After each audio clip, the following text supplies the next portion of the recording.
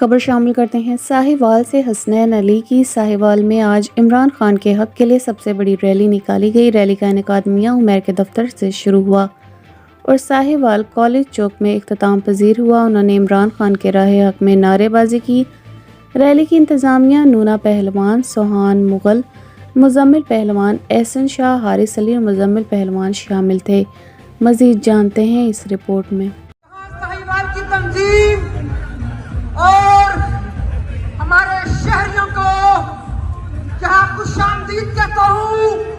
जो लोग इमरान खान की कॉल पर यहाँ जमा हो चुके हैं और लोग आ रहे हैं, मैं खामखा की हुकूमत को एक पैगाम देना चाहता हूँ कि आपके पास इस्लामाबाद का सिर्फ 5 किलोमीटर का एरिया है जहां आपकी हुकूमत है और इंशाल्लाह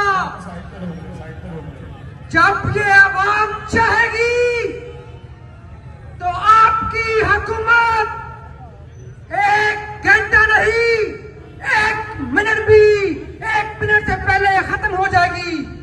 और हम अपने कायद जनाब इमरान खान की कॉल का इंतजार कर रहे हैं कि जब वो चाहेंगे और इस हुकूमत का तख्ता हम उल्ट देंगे।